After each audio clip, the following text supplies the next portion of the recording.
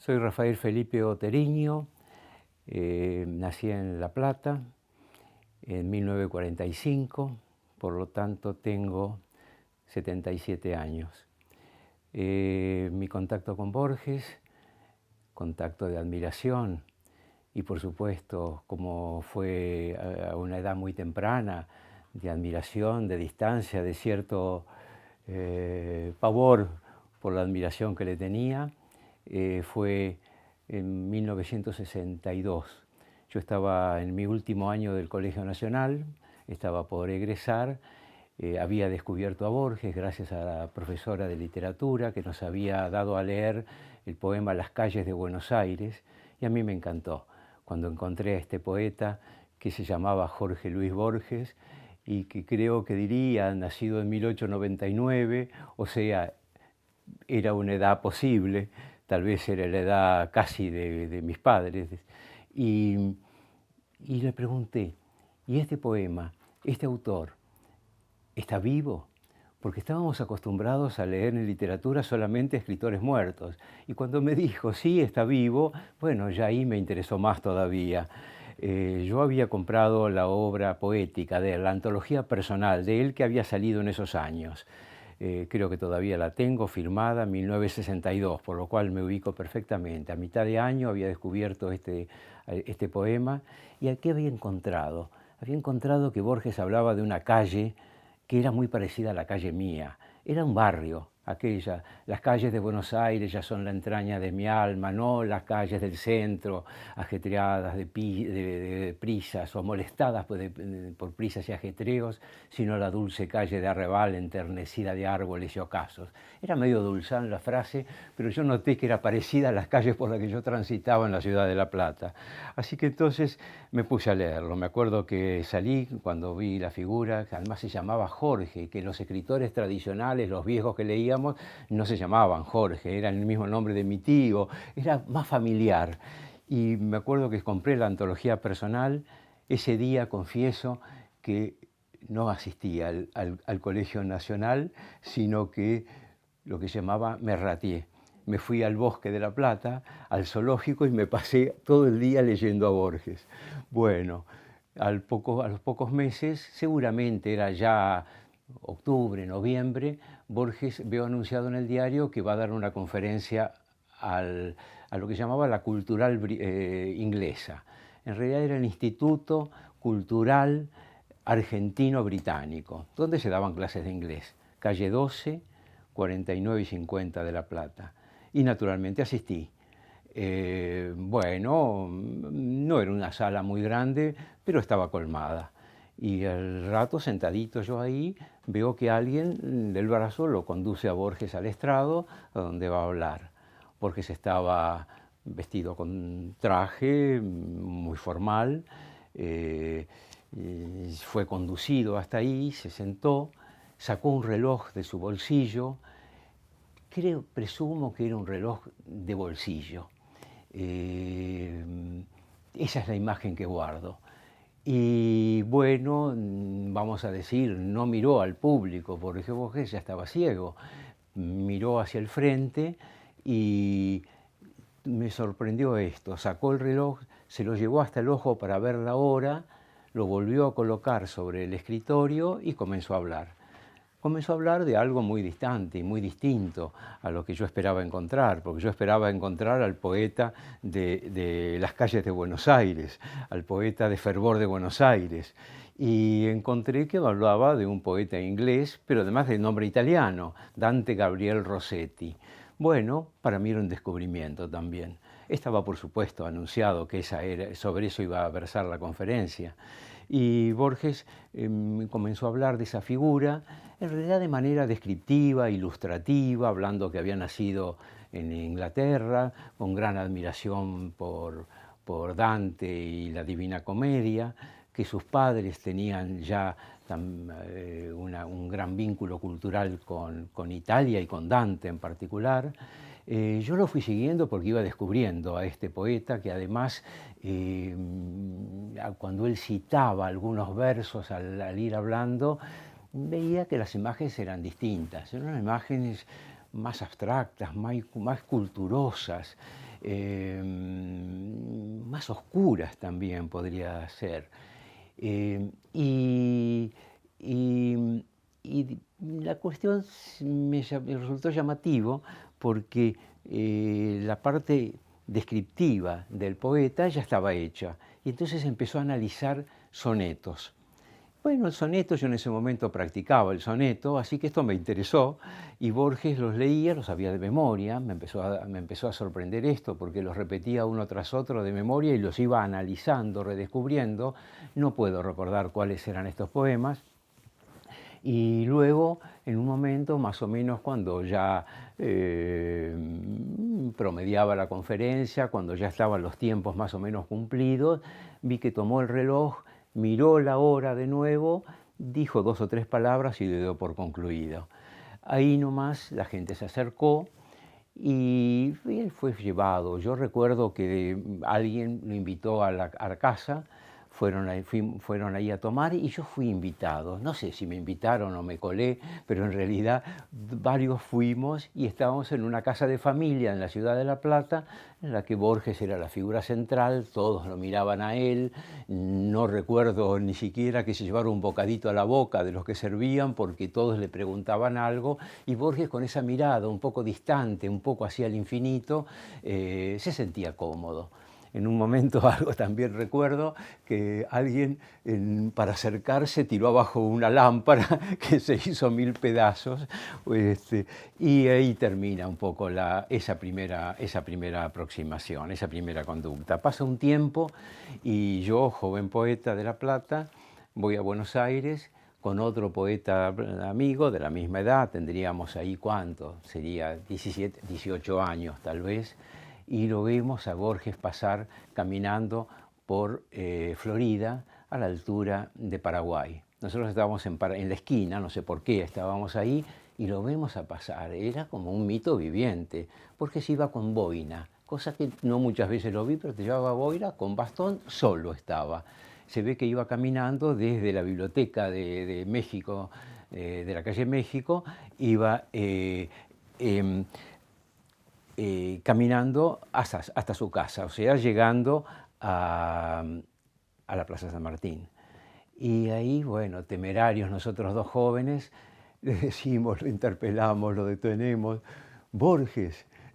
Y él se detuvo, nos miró, apoyó el bastón así, y ahí teníamos que decirle algo. Y yo le digo, somos 2 poetas de La Plata. Ah, caramba, yo también soy poeta, nos dijo. Fue muy simpático. Y en ese momento nos dice, acabamos de reunirnos para un premio literario, creo que era el Premio Literario de la Nación, y se lo hemos otorgado precisamente a un sonetista de La Plata, que era el poeta Gustavo García Saraví, que era conocido nuestro, por otra parte, era de los referentes de 20 años más que nosotros.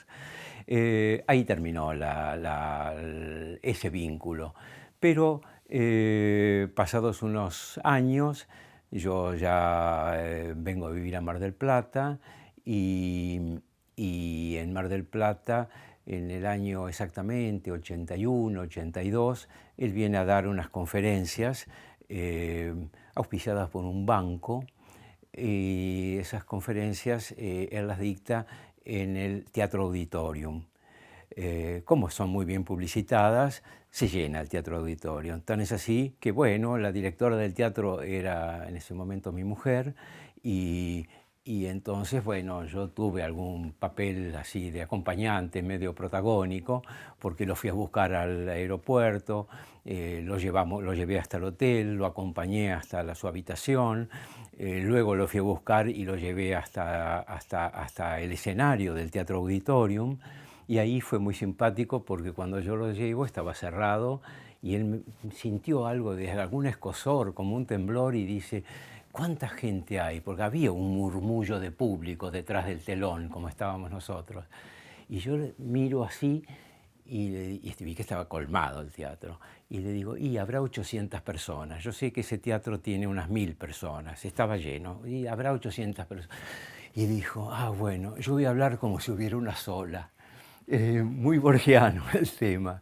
y creo que pidió una copa de algo para entonarse, alguien le acercó una copa, no sé si fue algún licor o algo así, o tal vez fue un vaso de agua, pero recuerdo que él pidió algo y después ya con María Esther Vázquez, que le hacía de preguntas, de interlocutora, tuvo una conferencia espléndida que acá en Mar del Plata todos la recuerdan. Eso se repitió 2 o 3 veces, ahí en el Teatro Auditorio, en ese periodo de la dirección del teatro.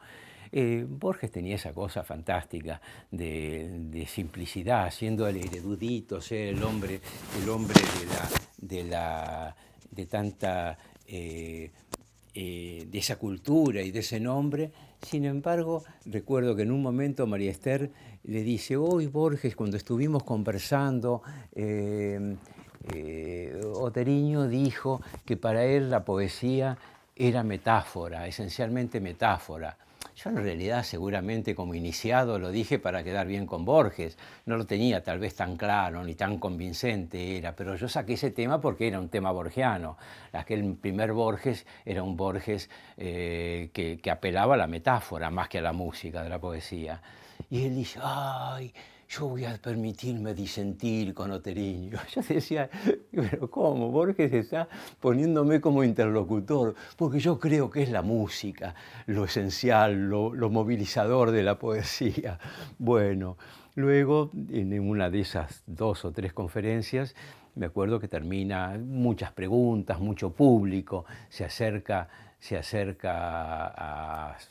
a él, firma ejemplares. Él no dedicaba los libros, sino que en todo caso ponía su firma nada más en aquellos que le acercaban.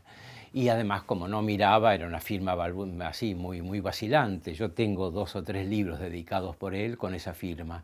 Alguno está dedicado a la persona, porque seguramente habremos estado en algún grado de intimidad mayor. Pero ahí, al salir del teatro, yo de nuevo lo acompaño y salimos del teatro por una puerta lateral que da sobre el bulevar, no la puerta central del teatro.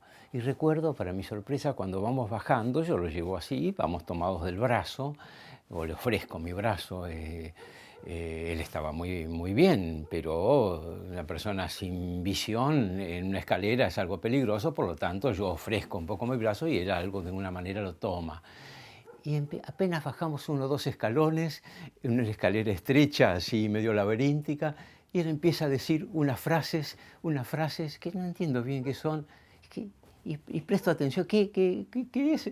Y me dice: son los números en japonés. Porque se lleva muy bien con el desandar una escalera. Y entonces íbamos bajando los pasitos y él iba diciendo los nombres en japonés, que los había aprendido seguramente de María Kodama, que en esos viajes no la acompañaba. En esos viajes era acompañado por su antigua secretaria, figura así de acompañamiento y también de tarea literaria, que era María Esther Vázquez. Era la que la acompañó, que por otra parte era muy amiga nuestra.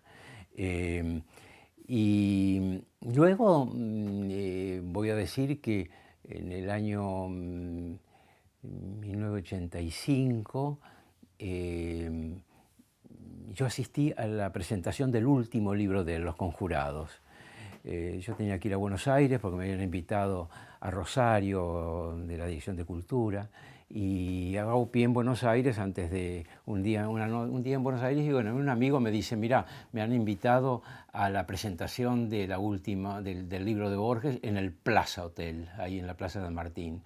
¿Por qué no me acompañás? Sí, yo le digo: ¿qué hay que llevar? Porque yo iba a dar una charla a un lugar un poco más modesto, así que me dice: no, con saco es suficiente. Bueno, yo llevaba un saco, con lo cual vamos. Y ahí estuve en la presentación. Estaba todo Buenos Aires, porque ya era 1985, ya Borges era el último Borges, ¿no?, al que asistíamos.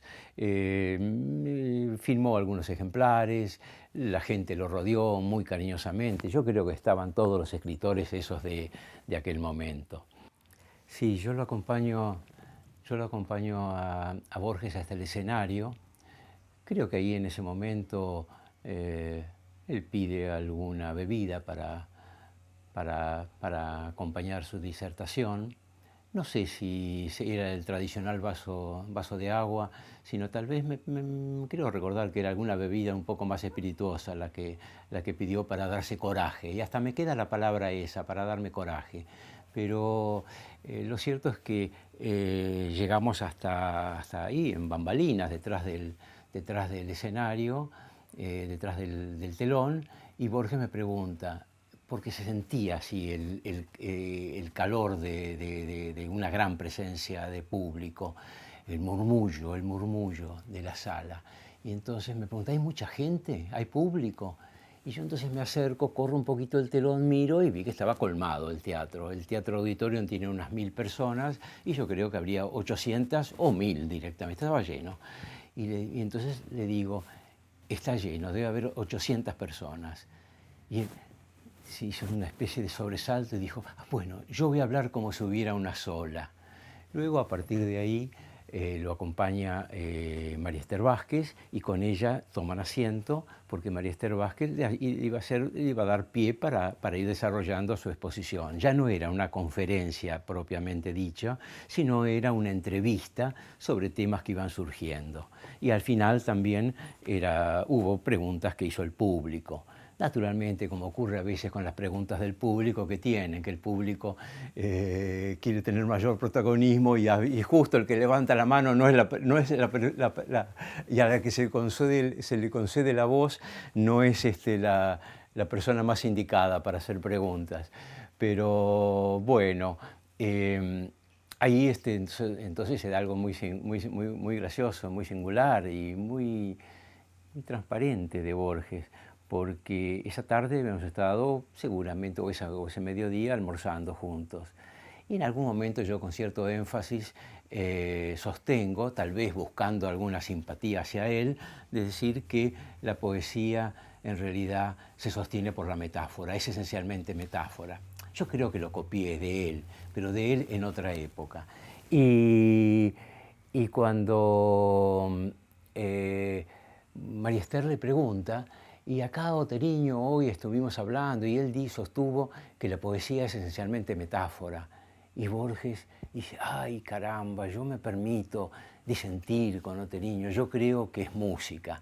Bueno, me puso como interlocutor, como mano a mano, evidentemente era un gesto de generosidad de él. Lo que yo creo recordar es que primero había algo. La figura de él tenía un gran magnetismo. Entonces uno quedaba en observación. Era ese hombre ya encumbrado, el gran escritor que uno iba descubriendo, que el mundo estaba descubriendo, que la Argentina estaba descubriendo, porque hasta días antes o tiempo antes hablaban de Borges el Oscuro, Borges era para intelectuales, pero ahí había en la década del 60 un redescubrimiento de Borges. Y no sé si es o descubrimiento de Borges, pero entonces uno quedaba un poco también en una posición muy singular cuando lo escuchaba. Primero era un hombre ciego, primero era un hombre muy formal, siempre estaba vestido muy formalmente, saco, corbata. Después no miraba los ojos, naturalmente, por su ceguera, miraba así, perdidamente hacia el horizonte. Después deslumbraba por la memoria, citaba con una perfección y con una soltura poemas que parece que los estuviera leyendo. El tono de voz era un poco ese tono de voz un poco balbuceante que uno le escuchó, un poco parecía trabado, pero no lo era, porque en realidad su lucidez conceptual era absolutamente transparente. Lo que pasa es que el tono de voz era un poco balbuceante. Y no, la expresión en sí era transparente, uno lo escuchaba perfectamente. Por otra parte, en aquella primera conferencia que yo le escuché, no había micrófonos, porque la sala era más chica. Luego sí, luego estaba con micrófonos, por lo tanto no había dificultades para escucharlo, la voz era la de él, era la típica, la que todos tenemos en la memoria, esa voz un poquito cavernosa, un poquito titubeante, pero de una hilación intelectual perfecta. Yo no podría establecer una diferencia entre las primeras veces que fueron tan episódicas y las últimas que fueron un poquitito más repetidas, fueron 2 o 3 veces más. No puedo establecer una diferencia. Para mí siempre fue igual. Tal vez podría decir que me sorprendió que cuando lo que él hablaba yo advertía que ese lenguaje oral podía ser traducido a la página escrita y era perfecto, no había que corregirle nada. Alguna vez con gente próxima a la que él le dictó poemas que había guardado en su memoria desde que despertaba y que llegaban a las 10 o 11 de la mañana a su domicilio de la calle Maipú, y él le pedía que volcaran en papel algún poema que había acabado de idear. Sí me decían que él iba dictando las líneas que estaba memorizando de su poema y indicaba la coma donde va, se lo hacía repetir, corregía, se lo hacía repetir, lo repetía él, o sea que había un proceso de corrección sobre textos. Pero la impresión que yo tenía, que yo siempre tuve cuando lo escuché hablar, era que su dicción era perfectamente pasable a la página escrita sin necesidad más que de ponerle la puntuación, que además estaba en el tono de la voz, la puntuación. O sea, no estaba en esa palabra vaga que a veces sustituye anticipadamente a la palabra que busca el autor. Lo sé como escritor, en el discurrir de mi escritura a veces pongo una palabra que no corresponde, pero musicalmente me es propicia, y luego la he de revisar y colocaré la palabra que me pide la oración. Bueno, yo siempre noté que en Borges no, parece que nacían directamente la palabra adecuada, aunque sé, insisto, que él sometía a un proceso de corrección. Sabemos, por otra parte, que en los década del 70, él cuando ya empieza sostenidamente a publicar en MC y cuando se hace la obra completa, creo que la dirige Carlos Frías, que era el gerente, me parece, de MC, él corrige un poco toda su obra. Creo que no la corrige del todo.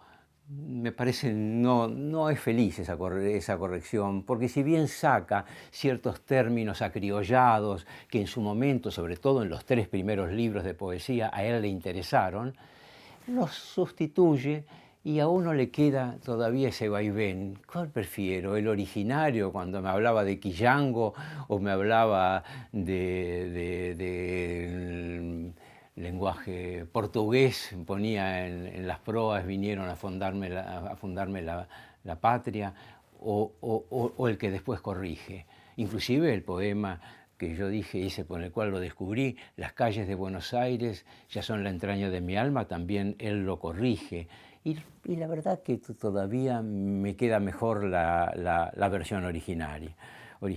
Ahora mismo yo estoy por ir al Congreso de la Lengua y entre los temas que llevo, porque el tema del Congreso de la Lengua habla de interculturalidad y de mestizaje, por supuesto relacionado con el español en América. Y yo voy a recordar, creo, en la mesa en la que voy a estar, voy a recordar como un caso de mestizaje híbrido singular, lo tengo que todavía elaborar un poco más, el caso de aquellas correcciones que hizo Borges.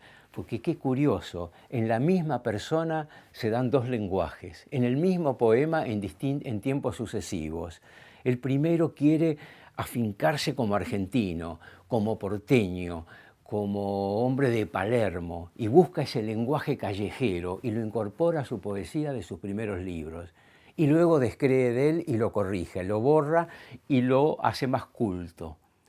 Y se da un caso de una suerte de mestizaje, pero en la misma persona. Es muy singular el tema ese, porque nuestro idioma es un idioma pluricéntrico, o sea, de muchos centros. El español se habla, es español en todas las latitudes donde se lo habla, aunque tiene modismos y particularidades. Por eso tenemos que hablar de regionalismos, de provincialismos, de argentinismos, de americanismos, pero todo es español. En cuanto al público que lo escuchaba, los distintos momentos en los que yo tuve tuve presencia en sus conferencias. Debo decir que era un público heterogéneo. Hasta podría dudar si era un público de sus colegas. Cuando reviso a ver quiénes estaban presentes, no me aparece en el rostro de los colegas, los contemporáneos, los Mastronardi, los Musicalaines. No, él hablaba de ellos, él mencionaba a ellos, pero ellos no los recuerdo presentes. Para mí era un público heterogéneo, ligeramente universitario, ligeramente cultivado, pero variado, absolutamente variado. Además sabemos que estamos en un tiempo, a partir de la segunda mitad del siglo XX, estamos en un mundo audiovisual, ¿no?, donde lo que se premia es lo exitoso, y lo exitoso es lo fotografiado, y lo fotografiado es lo llamativo, y es lo que se consume. Y Borges era una figura de alguna manera visual, llamativa, que se lleva porque era lo exitoso también, ¿no? Ustedes recuerden los últimos años de él, que se lo consultaba para todo, y se buscaba siempre esa pregunta, sobre temas difíciles inclusive, sobre política. Y él sobre política tenía 2 o 3 interlocutores que le hablaban y tal vez no le hablaban del todo adecuadamente, le hablaban sectorialmente, y él también le hicieron meter la pata alguna vez, ¿no? No sé si eran gracias de él o estaba tan convencido él, después de haber tenido en su juventud una idea de escritor anarquista y de descreer de los poderes políticos, como para terminar diciendo que descreo de la democracia como un abuso de la estadística. Es una frase que no parece que sea profundamente originaria de él. No quiero creer que sea profundamente. Para mí viene de alguien que le cantó esto al oído. Y claro, y él tenía ese humor inglés a los Oscar Wilde, que podía ser que cometiera una imprudencia, que perdiera un amigo, pero no se privaba de hacer el chiste o la gracia, y la hacía. Ahí está, el libro El Borges de Bioy está lleno de estas impertinencias, porque puede destruir inclusive a próximos, con los cuales él mostraba cariño y amistad, y sin embargo ahí seguramente dijo lo que cuenta Bioy Casares de algunos de sus amigos, porque les veía la gracia de desnudarlos en una maqueta, ¿no?, mostrándolos como hijos de un estereotipo. Yo no recuerdo que hablara de política. No, en lo personal no llegué a observar ninguno. Siempre él hablaba de literatura. Eso sí lo recuerdo. Tampoco de hechos sociales. No, podía ser apenas una gracia, un pequeño apéndice de alguna circunstancia del presente, pero no, casualmente era eso lo que uno le llamaba la atención, que su diálogo era siempre literario, pensando inclusive o interpretando o suponiendo que el interlocutor conocía al respecto. Y yo recuerdo haber visto alguna vez, escucharlo cantar milongas de los comienzos del tango, anteriores al nacimiento del tango más instrumental, más de salón, cuando era acompañado el tango con una guitarra así, y era bien canción de arrabal. Y él cantaba, lo recuerdo haber dicho memorizando así esas canciones. Pero siempre era literatura, siempre era literario. Podía ser alguna mención, algún filósofo, pero Schopenhauer, Carlyle, Hume, pero pensando que el interlocutor lo conocía tanto como él. O sea, siempre literario, la figura de la literaria. Y yo creo que eso es lo que nos dejó, pensar literariamente. O sea, no descender al chisme, que puede ser divertido, entretenido, pero que nunca es demasiado pródigo en trascendencias. No, en Borges era conversar sobre literatura, siempre. Yo te confieso que creí que esto había venido de una persona que era interlocutora de él, que era Alicia Jurado. Claro, lo que pasa, el último tema que de Borges fue una entrevista, por lo tanto fueron recorriendo varias etapas, y sobre todo el tema de la escritura, porque había público ansioso por ver cómo se gestaba una obra literaria. Y había alumnos de la Facultad de Letras de acá, y en general de gente medianamente formada también. Así que las preguntas más bien iban un poco, todo ese itinerario de Borges, de los temas de Borges, la ceguera, Dante, el arrabal, la familia, los antepasados, pero María Esther Vázquez le iba haciendo ese recorrido que era un poco un paneo sobre el Borges, sobre el mundo borgiano, ¿no? O sea, no era desarrollar, las últimas veces no era desarrollar un tema, una conferencia. La etapa de él más dedicada a las conferencias, por las cuales inclusive lo tomó como modo de vida también, fueron más bien las décadas del 50 y 60. Después ya vienen las entrevistas, en realidad, que le van haciendo. Aquellas conferencias que están reunidas sobre la poesía, esas 7 conferencias, 7 noches, me parece son de la década del 60, 70 y no más, ¿no? Sí, la reacción del público